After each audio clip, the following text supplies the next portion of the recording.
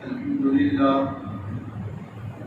لله نحمده ونستعينه ونستغفره ونؤمن به ونتوكل عليه ونعوذ بالله من شرور أنفسنا ومن سيئات أعمالنا من يهده الله فلا مضل له ومن يضلله فلا هادي له ونشهد أن لا إله إلا الله وحده لا شريك له ونشهد أن سيدنا ومولانا محمدا عبده ورسوله صدق الله العلي العظيم وقال النبي صلى الله عليه وسلم المؤمن القوي خير من المؤمن الضعيف وفي رواية وأحب إلى الله أو كما قال عليه الصلاة والسلام اللهم صل على سيدنا ومولانا محمد صلى الله عليه وسلم في أول كلامنا وصل على محمد صلى الله عليه وسلم في أوسط كلامنا وصل على سيدنا ومولانا محمد صلى الله عليه وسلم في آخر كلامنا. میرے محترم بزرگ و دوستو، اللہ تعالیٰ نے ہم تمام کو اپنے خزانہ غیب سے ایمان کی دولت عطا فرمائی اور یہ عظیم اور بڑی کریم دولت جو اللہ کی طرف سے ہمیں میسر ہو، اس صفت ایمان کے ساتھ ساتھ اور دیگر صفات اور دیگر شمائل اور اخلاق اس کا بھی ہم سے مطالبہ کیا گیا ہے، کیونکہ آمنوا وعملوا الصالحات، ایمان لانا اور نیک عمل کرنا. نیک عمل صرف کرنے کے حد تک نہیں، نیک اعمال کی صفات پیدا کرنا، وہ مومن بندہ کامیاب ہے اور خسارے سے بری ہے. اس لیے اللہ کے نبی اکرم صلی اللہ علیہ وسلم نے بہت صفات گنوائی. ایمان والا جھوٹ نہیں بول سکتا ہے، ایمان والا خیانت نہیں کر سکتا ہے، ایمان والا دھوکہ نہیں دے سکتا ہے، ایمان والا پڑوسی کو تکلیف نہیں دے سکتا ہے، ایمان والا کسی پر بہتان نہیں باندھ سکتا ہے، ایمان والا بخیل نہیں ہو سکتا ہے. یہ ساری صفات آپ نے ذکر کی. ان تمام صفات میں صفت ذکر کی کہ ایمان والا طاقتور ہوتا ہے، ایمان والا مضبوط ہوتا ہے، ایمان والا بہادر ہوتا ہے، بزدل اور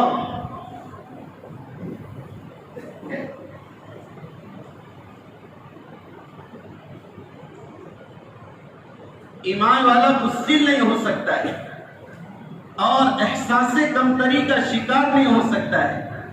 یہ صفات اور یہ صفت اللہ کے نبی اکرم صلی اللہ علیہ وسلم نے خاص مومن کی ذکر فرمائی.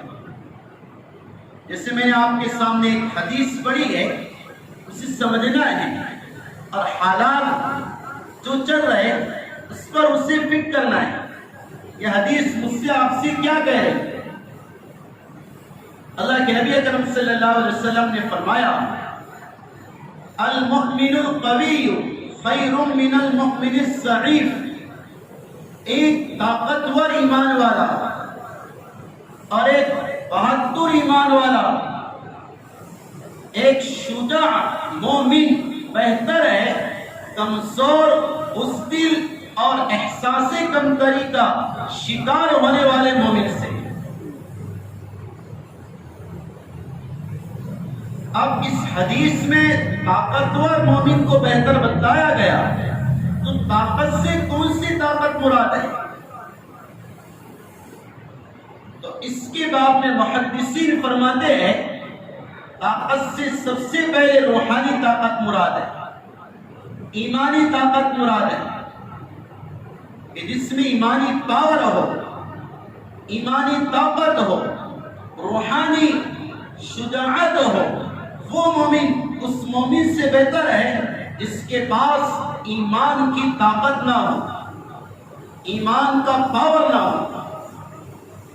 ہاں، اور دوسرا مطلب اس کا یہ بتایا وہ ایمان والا جو بدنی اعتبار سے طاقتور ہے اور وہ سینہ سپر ہو کر مقابلہ کر سکتا ہے اور دشمن کو پسے پشت کر سکتا ہے، ایسا ایمان والا بہتر ہے اس ایمان والے سے جو ایمان والا بزدل بن کر اور اپنے آپ کو چھوٹا سمجھ کر درندوں کی درندگی کا شکار ہوتا ہے، اس سے بہتر ہے۔ اب اس کو سیرت میں سمجھو آپ، سیرت میں طاقتور مومن کیسے ہوتے؟ سب سے پہلے رسول اللہ صلی اللہ علیہ وسلم کی سیرت مبارکہ، آپ کیسے بہادر تھے اور آپ کیسے نڈر تھے۔ حضرت انس بن مالک رضی اللہ تعالی عنہ فرماتے ہیں ایک رات اندھیری تھی، مدینہ کا زمانہ تھا اور چاروں طرف سے گہرا اندھیرا چھایا ہوا تھا، سارے مدینے والے آرام کر رہے تھے، ہم بھی آرام کر رہے تھے۔ کچھ ایسی آوازیں آئی جس سے ہمیں ڈر ہوا کہ دشمن نے شب خون مارا ہے، یعنی رات میں حملہ کر دیا مدینہ والوں کا۔ اس زمانے میں یہ باتیں چل رہی تھی کہ فلاں دشمن آ کر مدینہ پر حملہ کرنے والا ہے، تو وہ پہلے سے کانوں میں بات تھی اور اب یہ آواز آ گئی جس سے پتہ چلا اور ایسا سمجھا گیا دشمن آ گیا ہے قریب۔ سارے اہل مدینہ اپنے اپنے گھروں سے نکلے اور جمع ہو کر اس آواز کی طرف چلنے لگے جس جانب سے آواز آ رہی تھی۔ تو یہ لشکر اور قافلہ صحابہ کا مدینہ سے نکل رہا تھا، ادھر سے رسول اللہ صلی اللہ علیہ وسلم ایک گھوڑے کو لے کر واپس آ رہے۔ حضرت انس فرماتے ہم نے دیکھا رسول اللہ صلی اللہ علیہ وسلم جس گھوڑے کو لے کر گئے تھے وہ گھوڑا بغیر سینگ کے تھا، اس کے پشت پر کوئی کپڑا ڈالا ہوا نہ تھا۔ اللہ کے نبی اس سے لے کر آ رہے تھے، آپ تنہا تھے، کوئی آپ کے ساتھ کوئی نہ تھا۔ آپ آئے اور کہا کہ کوئی گھبرانے کی ضرورت نہیں، وہ کچھ اور آواز تھی، میں نے اکیلا جا کر اسے دیکھ لیا، اب تمہیں ڈرنے کی ضرورت نہیں۔ یہ رسول اللہ صلی اللہ علیہ وسلم کی شجاعت ہے، بہادری۔ اور راوی فرماتے جو گھوڑا آپ لے کر گئے تھے حضرت ابو طلحہ انصاری کا تھا، اس گھوڑے کے بارے میں یہ مشہور تھا کافی سست رفتار ہے اور بڑا دھیمی رفتار کی سواری کراتا ہے۔ اللہ کے نبی نے ابو طلحہ سے فرمایا وَجَدْنَاهُ لَبَحْرًا، ہم نے اسے سمندر کی طرح دوڑنے والا پایا ہے۔ محدثین نے یہاں نکتہ لکھا ہے اگر سوار کی شجاعت ہو، سواری میں شجاعت کے جذبات اللہ پیدا کر دیتا ہے۔ رسول اللہ صلی اللہ علیہ وسلم میں وہ جذبات تھے، اس کی وجہ سے وہ سواری اور وہ گھوڑا بجلی کی طرح دوڑتا ہوا اس رخ کی طرف گیا اور واپس مدینہ آیا۔ اللہ کے نبی نے اس کی تعریف کی۔ یہ آپ کی طاقت اور شجاعت ہے۔ اللہ کے نبی اکرم صلی اللہ علیہ وسلم کی بہت سارے واقعات ہیں۔ اسی وجہ سے حضرت مولانا یوسف صاحب رحمۃ اللہ علیہ نے حیات الصحابہ جلد نمبر 2 میں مستقل باب بانا شجاعت النبی و اصحابہ، رسول اللہ صلی اللہ علیہ وسلم کی بہادری اور آپ کے صحابہ کی بہادری۔ کہ آپ کیسے بہادر تھے اور آپ کے صحابہ کیسے شجاعت والے تھے، اسی کے تحت روایت لائے۔ ایک روایت حضرت علی سے نقل کی، فرمایا جنگ کے موقع پر بہت مرتبہ ایسا ہوا جب ہم پر حالات زیادہ سنگین ہو گئے اور ہم پیچھے ہٹنے لگے اور دشمن کا غلبہ اور اس کی طاقت بڑھنے لگی، تو ہم نبی اکرم صلی اللہ علیہ وسلم کے پہلو میں آ کر پناہ لیا کرتے تھے کہ آپ کے پاس آتے تاکہ دشمن سے بچ جائے۔ یہ آپ کی طاقت تھی۔ جیسے حنین کے موقع پر حضرت برا بن عازب سے کسی نے پوچھا تم حنین کے موقع پر رسول اللہ کو چھوڑ کر چلے گئے تھے؟ کہا کہ ہاں، فطری طور پر انسان میں کچھ ڈر ہوتا ہے، فطری ڈر، ورنہ صحابہ کبھی نبی کا ساتھ نہیں چھوڑتے۔ وہ اچانک ایسا حملہ تھا کہ کچھ سمجھ نہیں آیا، کچھ قدم پیچھے ہٹ گئے صحابہ۔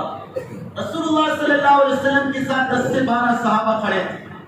آپ سفید خچر پر سوار تھے اور اس کی سینگ، اس کی لگام حضرت ابو سفیان پکڑے ہوئے تھے، دلدل اس کا نام تھا، اور آپ کہہ رہے تھے انا النبی لا کذب انا ابن عبد المطلب والنصر عند ربک۔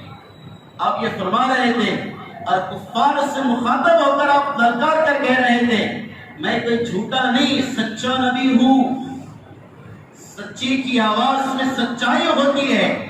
ایمان والا اس دھرتی پر سب سے سچا انسان ہے جو کہ وہ اللہ کو مانتا ہے، اس کی للکار میں بھی سچائی ہونی چاہیے۔ اور آپ کہہ رہے تھے انا ابن عبد المطلب، جانتے ہو کس کا بیٹا ہوں؟ عبد المطلب کی اولاد ہوں، جن کا نام سن کر عرب کے لوگ گھبرایا جایا کرتے تھے، ان کی میں اولاد ہوں۔ اور سنو، پھر آپ نے کہا، ایک روایت میں آتا وَالنُّصْرَةُ عِنْدَ رَبِّكَ، میں کچھ نہیں کر سکتا، اصل مدد اللہ لانے والے۔ یہ آپ کی شجاعت ہے بزرگ و دوست۔ اور پھر آپ کے جو صحابہ ہیں، اصحاب رسول ہیں، ان کے بارے میں عبداللہ بن مسعود فرماتے رضی اللہ تعالی عنہ من كان مستنا فليستن بمن قد مات فإن الحي لا يؤمن على الفتنة أولئك أصحاب محمد رضي الله تعالى عنه أبرهم قلوبا أعمقهم علما أقلهم تكلفا فاتبعوهم واعرفوا سبيلهم۔ یہ فرما رہے سنو، اگر تمہیں کسی کو آئیڈیل بنانا ہے تو آئیڈیل اصحاب محمد صلی اللہ علیہ وسلم کو بنانا۔ اور سنو، چونکہ زندوں کو آئیڈیل بنانے سے فتنے کا ڈر ہے، اصل وہ صحابہ ہے، ان کے قدم پر یا ان کے قدم پر جو چلے اس کے قدم پر چلنا یہ فتنے سے حفاظت کا ذریعہ ہے۔ وہ صحابہ کیسے تھے؟ ابرہم قلوبا، جن کے دل پاکیزہ تھے، اعمقہم علما، جن کا علم گہرا تھا، وہ اقلہم تکلفا، وہ تکلف کرنے والے نہ تھے، سیدھے سادے تھے۔ اور آگے فرمایا ان کی اتباع کرو۔ یہ وہ صحابہ رسول ہے جن کی شجاعت حضرت حضرت مولانا یوسف رحمۃ اللہ علیہ نے ذکر کی اور فرمایا صحابہ موت کے لیے لڑا کرتے تھے، مرنے کے لیے، جس کا مقصود اور جس کا ہدف مرنا ہو وہ کہاں سے دشمن سے گھبرائے گا اور اسے موت سے کہاں ڈر لگے گا۔ حضرت حبیب بن زید رضی اللہ تعالی عنہ مسیلمہ بن کذاب کے پاس بھیجے گئے، ان کو جب اس کے سامنے پیش کیا گیا تو اس نے پوچھا اتشہد ان محمد رسول اللہ، کیا تو گواہی دیتا محمد صلی اللہ علیہ وسلم اللہ کے رسول ہے؟ کہا کہ نام، ہاں میں گواہی دیتا ہوں کہ محمد صلی اللہ علیہ وسلم اللہ کے رسول ہے۔ اور چونکہ خود اس نے نبوت کا دعویٰ کیا تھا، اپنے آپ کو نبی سمجھتا تھا، تو پھر دوسرا سوال کیا اتشہد انی رسول اللہ، کیا تو گواہی دیتا کہ میں اللہ کا رسول ہوں؟ تو انہوں نے کہا لا اسمع، مجھے سنے نہیں آ رہا۔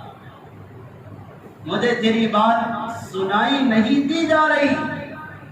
تو اس سے سپاہیوں سے کہا اس کا سیدھا ہاتھ کاٹو. سیدھا ہاتھ کاٹا گیا.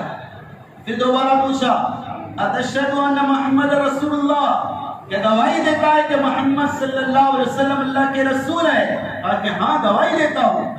پھر پوچھا کہ گواہی دیتا کہ میں اللہ کا رسول ہوں؟ کہا کہ نہیں، مجھے سنائی نہیں دے رہا تم کیا کہہ رہا ہے. کہا کہ دوسرا ہاتھ کاٹو. پھر اسی طرح تیسرا بار سوال، ان کا وہی جواب، ایک پیر کاٹا گیا. چوتھی بار سوال، ان کا وہی جواب، یہ پیر کاٹا گیا. اب ہاتھ کے بغیر اور پیر کے بغیر یہ جسم کا ٹکڑا پڑا ہے اور اس سے یہ گنجائش ہے کہ جان بچانے کے لیے کچھ کہہ دے.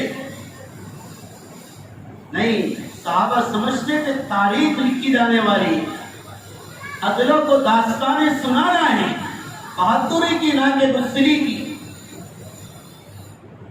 اس نے اور سوال کیا، گواہی دیتا کہ محمد صلی اللہ علیہ وسلم اللہ کے رسول ہے؟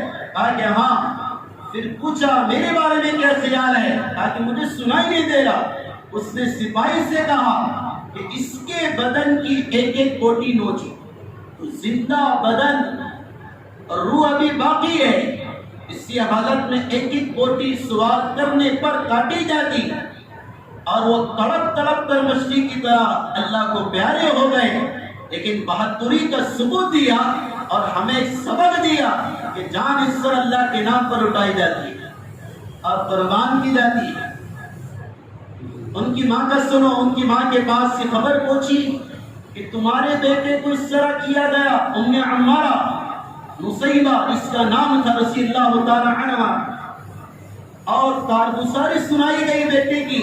ماں نے کہا لہذا اليوم ارضعته وعند اللہ احتسبته، میں نے خبیب کو اسی دن دیکھنے کے لیے دودھ پلایا تھا اور میں اس کا بدلہ اللہ سے لوں گی.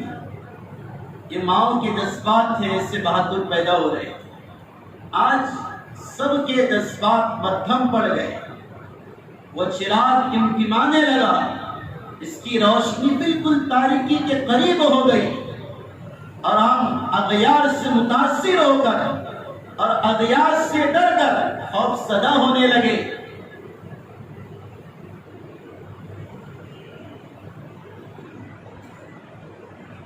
اللہ کے نبی اکرم صلی اللہ علیہ وسلم نے سمجھایا مومن کے بارے میں کہ مومن کو اپنے جان کی ذمہ داری دی. یہ میری جان ہے، اس کا ذمہ دار میں ہوں، اس کی حفاظت مجھے کرنا ہے. اس کے لیے میں کچھ تبدو کروں، کچھ کوششیں کروں. ایسا نہ ہو کہ بزدلوں کی طرح درندوں کے ہاتھوں سے مار کھا کر اللہ کے پاس چلے جائے. نہیں، یہ نہیں، کم از کم ہمارے بڑے فرما رہے بزدلوں کی طرح مار کھا کر نہ مرنا. جب تم ایسی حالات میں گرفتار ہو جاؤ، اللہ نہ کرے کوئی موب لنچنگ کا شکار ہو جائے اور کافروں کے دستے میں آ جائے، چاہے نہتہ ہو کر ہو، بغیر کسی سبب اور اسباب کے ہو، تو وہاں بھی نہ گھبرائے، وہاں بھی نہ گھبرائے. اگر خود جنت میں جانا ہے تو چند درندوں کو جہنم میں پہنچا کر بعد میں جنت میں جائے، انہیں جہنم میں پہنچائے اور پھر جنت میں جائے. نہ کچھ تو کم از کم پتھر سے اپنی ذات کا دفاع کرے، مقابلہ کرے اور بتائے ایمان والی کی شان کیا ہوتی ہے. کیونکہ ایک منظم پلان ہے. آپ سمجھو میری بات، ہمیں ڈرایا جا رہا، ہمیں دھمکایا جا رہا، ہمیں احساس کمتری کا شکار کیا جا رہا، نا امید بنایا جا رہا. یہ جو واقعات پیش آ رہے ہیں، ابھی حال ہی میں ایک علاقے میں مساجد جلائی گئی، کئی مسلمانوں کو مارا گیا، عزتیں لوٹی گئی، اور اس سے پہلے کئی موب لنچنگ اور اس کا ویڈیو بنا کر وائرل کرنا اور نہ جانے کیسے عجیب عجیب الزامات لگا کر کبھی چوری کا، کبھی عصمت دری کا، اور کبھی اور بہتان تراشی کر کر اپنے ظلم کا شکار بنایا جا رہا، اس کی وجہ صرف یہ ہے ان مسلمانوں کو بزدل بنایا جائے، ان مسلمانوں کو بزدل بنایا جائے، اور پھر ان کے جو باطل مقاصد ہیں اس میں کامیابی اور کامرانی حاصل کی جائے، یہ مقصد ہے اغیار کا۔ اس لیے بزرگوں دوستو، بزدل مومن نہیں ہوتا، میں نے ٹاپک کی یہ مانا ہے، طاقتور ہوتا ہے، بہادر ہوتا ہے۔ صرف نسخہ یہ اختیار کرنا ہے، ایک دو جگہ ایسے واقعات پیش آ جائے، یہ اسلام کا بہادر، وہ ایمانی طاقت والا مجاہد انہیں کہہ دے کہ جب پیدا ہوتی ہے جوانوں میں عقابی روح، ان کو نظر آتی ہے منزل آسمانوں میں، انہیں بتا دے کہ ہم کون ہیں، ہم کون ہیں۔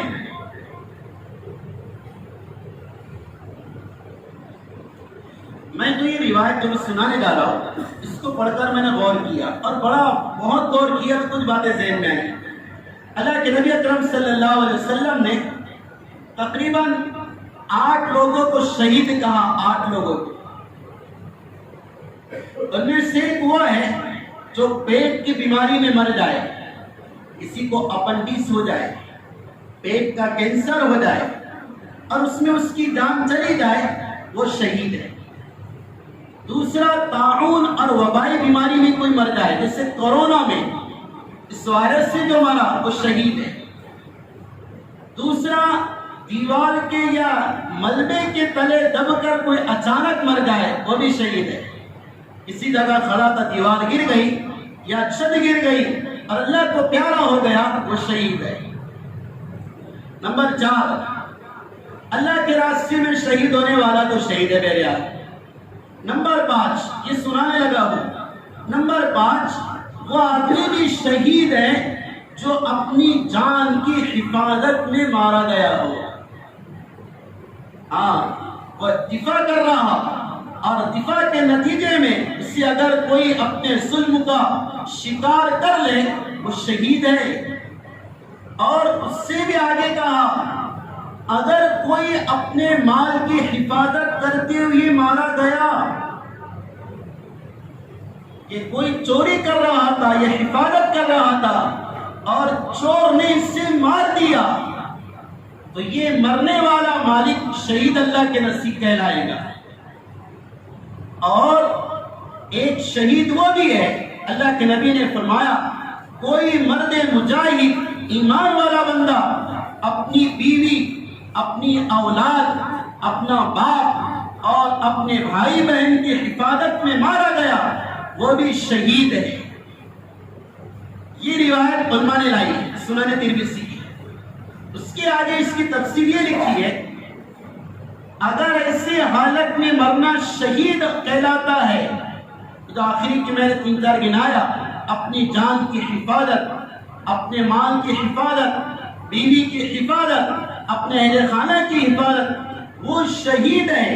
تو علماء نے لکھا ہے، اگر اس موقع پر دفاع کا معاملہ پیش آتا اور دفاعی حملے میں ظالم کا نقصان ہوتا، چور کا نقصان ہوتا، موب لیچنگ کرنے والے کا نقصان ہوتا، یا وہ مر جاتا، تو یہ مسلمان مجرم نہیں کہلائے گا۔ اسے کوئی جرم اور گناہ اس کو شادی کرنے والا شریعت نہیں کہیں گی، شریعت کہیں گی اپنے دفاع کے لیے ایسا کیا ہے، اس کی اجازت ہے۔ سمجھ میں آئی میری بات؟ اس وجہ سے بزرگوں دوستوں، میں ایک بات سنانے جا رہا تھا، رسول اللہ صلی اللہ علیہ وسلم نے ہمیں بہادر بنا کر گئے، اس لیے حالات سے نہ گھبرانا۔ یہ حکومتیں برسر اقتدار طاقتیں چاہے ظلم کا ننگا ناچ ناچے اور چند مساجد کو آگ لگا کر ہمیں بزدل بنا کر اور ہمیں خوف زدہ کر کے، چاہے ہم پر ہمارے سامنے سینہ سپر ہو جائے، ہم گھبرائیں گے نہیں، ہم انہیں کہہ دیں گے ہم وہ قوم ہیں جو خون کے بحر قلزم سے نکل کر بھی تاریخ کی وہ داستان لکھنے والے ہیں جسے بلندی السلام کرتی ہے. ہم وہ قوم ہیں.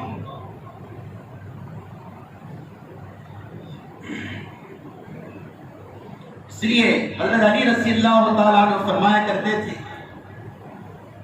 کہ مجھے جو مجھ پر ظلم کرے اسلام کے خلاف اور اللہ کے خلاف رسول اللہ کے خلاف جو نعرے لگائے العیاذ باللہ ایسے دشمن پر تلوار چلانا سب سے پسندیدہ ہے. سبحان اللہ. ہمیں للکارا گیا. اس لیے میری بات شاید آپ سمجھ رہے ہو کہ میں آپ سے کہنا چاہ رہا ہوں اس منبر سے بات اثر کرتی ہے وہ میں آپ سے کہہ رہا اور ایک پیغام سیرت آپ کو سنا رہا ہوں کہ اپنی حفاظت کے اسباب اور سامان ہم خود تیار کریں غصے ہو کر اور خوف زدہ ہو کر یہ نہ کہہ دے اب کیا ہوگا اب کیا ہوگا. وہ امام غزالی کا ملفوظ ہے نا حضرت نے گرچہ اس کے بارے میں لکھا ہے لیکن وہ عام بھی کہا جا سکتا. آسمان تانبے کا ہو جائے زمین لوہے کی ہو جائے سارے جینے کے اسباب ختم ہو جائے اور اگر کوئی ایمان والا ایسی پوزیشن اور حالت میں یہ کہہ دے اب کیا ہوگا تو اس کے بھی ایمان میں کمزوری ہے. ہاں وہ مضبوط ایمان والا نہیں کہلائے گا. اس لیے ایک کام تو یہ کرے آپ. دوسری بات جو میں نے المؤمن القوی خیر من المؤمن الضعیف کے زیر بحث ذکر کیا تھا یہاں پر طاقتور مومن بہتر ہے کمزور مومن سے.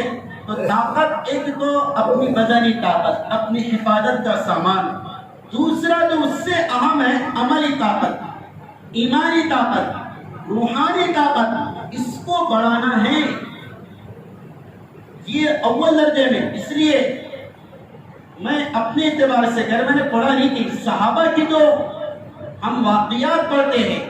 حضرت علی رضی اللہ تعالیٰ عنہ نے وہ دروازہ اکھاڑ کر پھینک دیا جسے 40 پہلوان کھولا کرتے تھے اور اسے سرکایا کرتے تھے.